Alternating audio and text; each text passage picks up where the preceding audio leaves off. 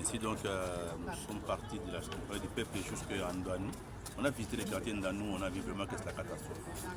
La population est dans l'eau, il semble même qu'il y a encore des cadavres dans les maisons, mais ça, nous ne sommes pas allés jusque-là parce qu'on ne pouvait pas aller les quartiers inondés complètement.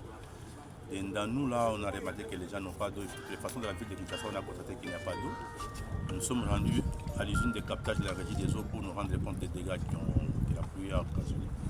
Nous avons vu les machines démontées, une seule machine qui sont en train de les monter pour essayer d'alimenter tant soit peu quelques personnes. Nous avons vu les dégâts. Et là, nous sommes allés jusque de la parcelle de Chekina. Les gens semblaient dire que Chekina a construit un mur qui a occasionné des inondations. Mais par contre, au niveau de Chekina, ils avaient pris toutes les dispositions bien avant pour protéger même les quartiers. Mais ici, il faut simplement dire que la pression de l'eau, le débit d'eau qui était venu était tellement fort que ça a dû même surplomber les murs.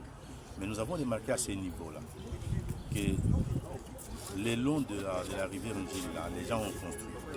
Donc les gens ont réduit les lits de la rivière.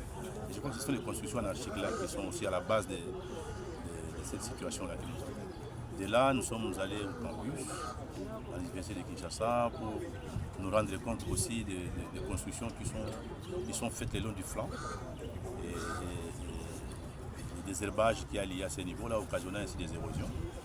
Et puis nous avons terminé notre course par la baie de Ngaliema, où malheureusement nous avons constaté qu'il y a des immeubles, même des grands immeubles, qui sont construits le long du fleuve.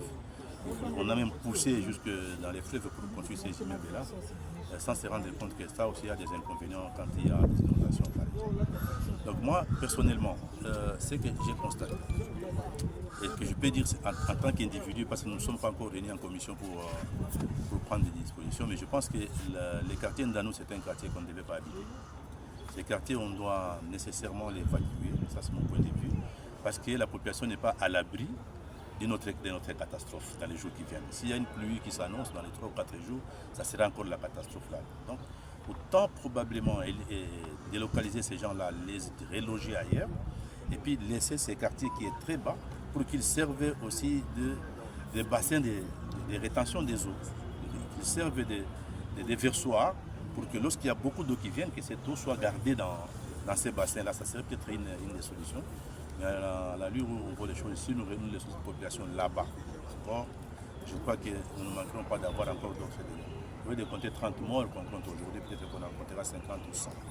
Donc je crois que c'est un quartier pour lequel nous allons demander aux ministres qui vont être appelés à l'Assemblée de prendre des dispositions pour étudier déjà la délocalisation. Probablement, on peut enlever la population, on la met dans un site transitoire, pendant qu'on est en train de voir comment construire quelque part pour les reloger. C'est des idées, je ne dis pas que c'est ça la meilleure idée, mais c'est ce que moi j'ai à l'esprit.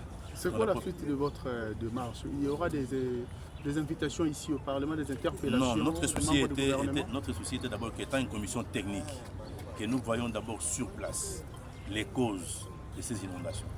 La première cause, c'est la pluie elle est là, on ne peut pas éviter la pluie, mais il y avait moyen de prendre des dispositions pour que cette pluie ne cause pas autant de dégâts.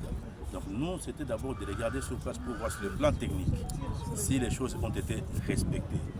Et nous sommes rendus compte. Et donc s'il y a une interpellation ou n'importe quoi qui peut arriver par la suite, ça viendra.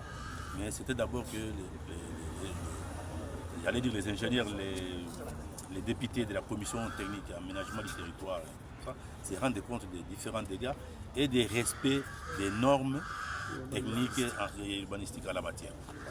Honorable Rombo Fumane.